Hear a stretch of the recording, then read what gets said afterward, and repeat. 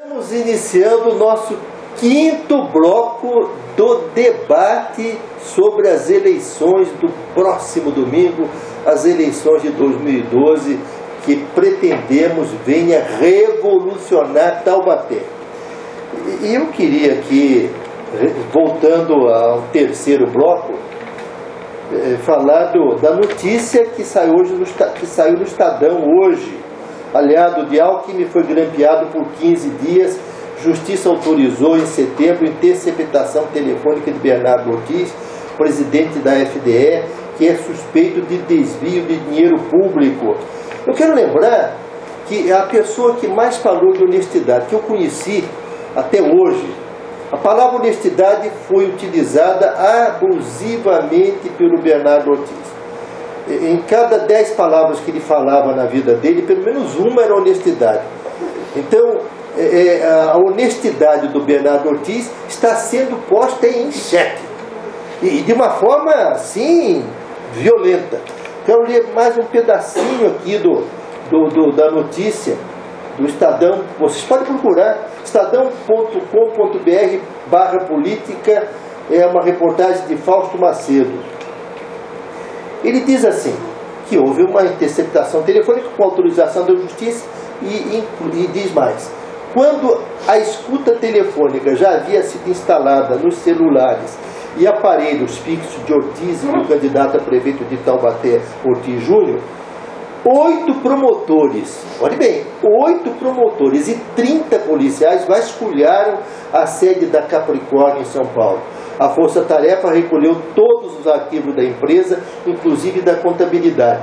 Os escritórios da Paulus também foram inspecionados. Eu quero lembrar que essas empresas foram as que participaram do possível cartel, que é o objeto do combate do Departamento de Inquéritos Policiais da Justiça Estadual. Então, isso é coisa grave. Então eu pergunto inicialmente para o André. André, uma notícia poderosa dessa, você acha que altera o rumo dos acontecimentos e pode alterar o resultado da eleição? Isso pode não, já alterou e vai alterar ainda mais. Isso para um político que disputa no presente, semana final de uma campanha política, um cargo tão importante como o de prefeito de Taubaté, isso no mínimo é um tsunami, né? Se é que os adversários vão usar dessa notícia para arguir, para questionar o seu adversário principal, que é o Ortiz Júnior. Isso é um terremoto na campanha dele. Barbosa. Eu quase te interrompi aqui, Celso, porque você estava lendo a matéria e o repórter Fausto Macedo é um repórter de polícia, não é repórter de política. Você vê a que ponto nós chegamos. Ele cobre o distrito policial, ele é um grande repórter de polícia. Sim. Então nós já estamos nesse setor da discussão, né? Nós já estamos indo para a página policial. Vocês viram que isso para Taubaté, ele é especializado em jornalismo policial. Tratar com bandido, com delegado, com gente algemada, essa coisa toda. E portanto, viu, Barbosa, só uma coisa também. Falou-se muito em honestidade, que é um vocábulo utilizado assim, uma vez em cada 10 pelo Bernardo Ortiz, mas todo mundo sabe, quem é honesto não precisa dizer que é honesto. É isso. Exato, eu acho o seguinte, o Milor Fernandes tinha uma frase muito boa, né? Ele dizia assim que o poder corrompe, todo poder corrompe. E o poder absoluto corrompe muito melhor, ele dizia. Então, ora, o próprio José Bernardo Ortiz, ele chamava em 82, quando nós o lançamos candidato a prefeito, etc. Eu era secretário do PMDB, desde então a gente se conhece bem. Ele chamava todos os outros políticos, como Milton Peixoto e todos os demais, de carrapatos do poder. Ele era contra que a pessoa vivesse, passasse muitos anos, cumprisse muitos mandatos, etc. Ora, faz 30 anos que ele está na vida pública, não abre mão, e como ele me disse uma vez na sua própria casa, lá no Bonfim, ele me disse: Barbosa, se eu eleger o Antônio Mário, será o 9º prefeito da minha família em Taubaté. E elegeu, né? Porque desde o Coronel Marcondes de Matos e outros, são todos a mesma linhagem. Então eu, como taubatiano, e com todo o respeito pessoal a todos eles, ao Júnior, coitado, eu tenho até, sabe, é triste ver uma pessoa de 37 anos envolvida numa confusão dessa, não é, sem precisar de nada, uma pessoa que tem tudo para ser feliz, Eu quero que ele seja muito feliz pessoalmente, bem longe dos cofres municipais, por favor, né? Eu tenho medo aí, tenho que defender o que é nosso, né?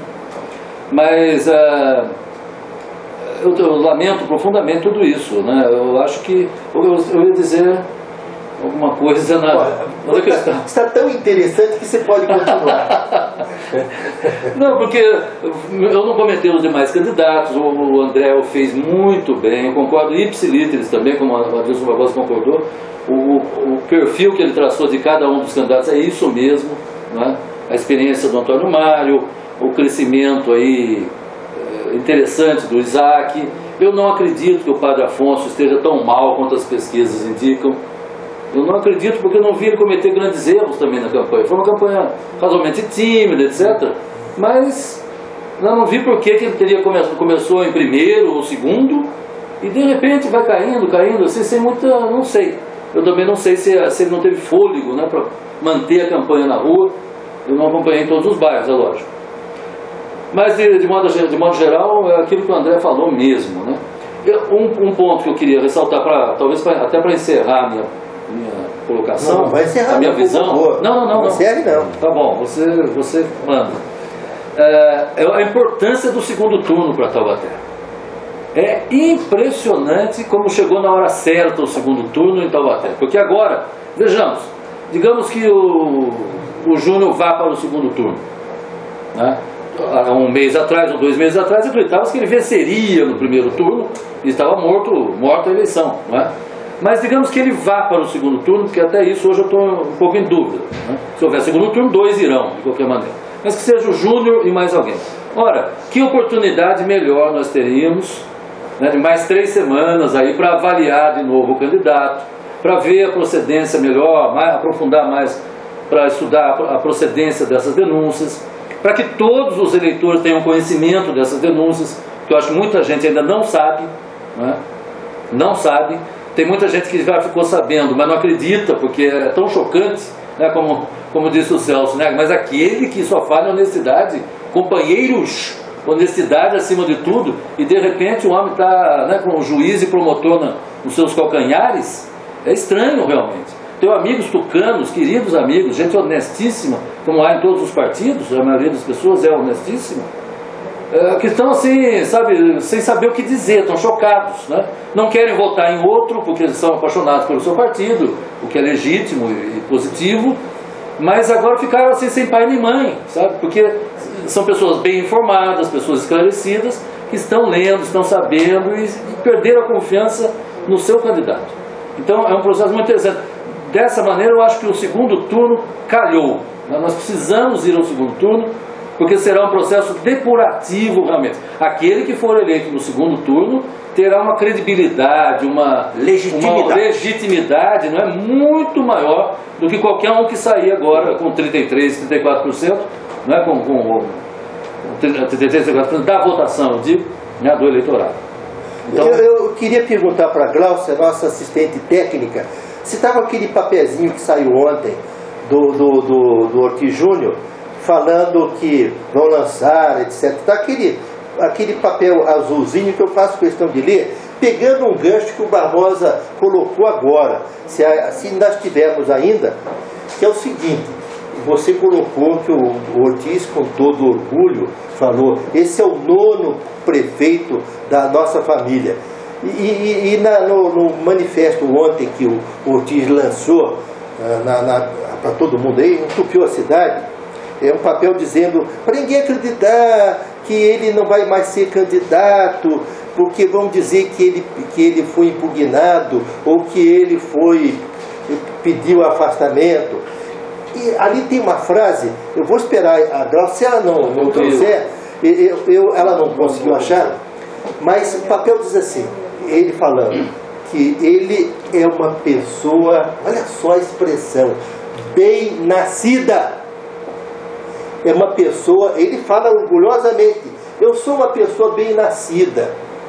O que ele quis dizer com isso? É de origem nobre, é bem nascida. E nós não somos como ele, nós somos apenas a escória, a patuleia, nós somos a massa ignara. Não, ele é uma pessoa bem nascida. Quem somos nós? Nós somos o lixo da humanidade. Nós somos apenas aquele proletariado desprezível. É isso que nós somos. Não, mas ele é uma pessoa bem nascida. O que você tem a dizer sobre isso, Barbosa? Eu, há pouco tempo atrás, bem recente, eu publiquei o convite de casamento do Zé Bernardo Ortiz e Dona Jandira, em 1964, né, na igreja de São Bento. E a igreja de São Bento, porque o texto é quase barroco, né? O texto é no estilo, né, mais do que aristocrata, sabe? É algo assim fantástico.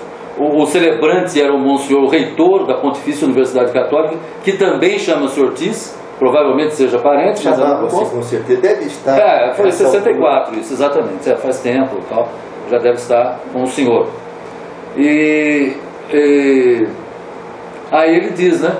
A igreja do Mosteiro de São Bento, em fronte ao qual o capitão Mor, e diz o nome, ancestral dos Ortiz, foi sagrado rei de São Paulo. Esse é o convite de casamento. Eu tenho a cópia em casa. E publiquei recentemente no Diário Taubaté, acho que no Matéria-Prima também, né? Acho que muita gente conhece isso. Então você fala de bem-nascido, mais bem-nascido que na corte, não existe, né? O Juninho nasceu na corte, porque ele é descendente do rei de São Paulo. Eu nem rei Momo eu consegui ser. Poxa. André, você por um acaso é um bem-nascido, ou seja, um descendente de uma família nobre lá dos antigos samurais? Você por um acaso é do Shogun? Eu olho para você, eu acho que você é descendente do Shogun. Eu não sei por que eu acho isso. Você é bem nascido, André? Pessimamente nascido. Eu sou pessimamente, nesse aspecto eu sou pessimamente nascido, né?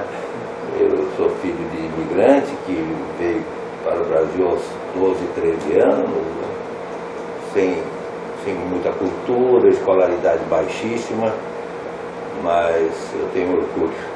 Eu tenho orgulho de que meu pai tenha sido assim e conseguiu constituir uma família com 10 filhos, todos com nível universitário, à custa de trabalho honesto, sem nunca ter tido uma denúncia contra ele e nenhum dos filhos, né? Então, esse é o valor que eu tenho, o orgulho que me traz aqui.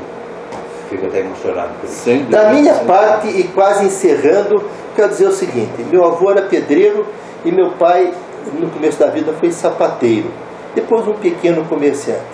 Decididamente, eu lamento informar os internautas que eu também não sou bem nascido. Mas como o André, tenho um orgulho por ter chegado onde cheguei por esforço próprio, o que também aconteceu com o Barbosa e com o André. E com isso, com esse hino à nossa origem proletária, nós encerramos o 5º bloco. Os internautas que nos perdoem as nossas manifestações últimas. Um grande abraço e até uma próxima oportunidade.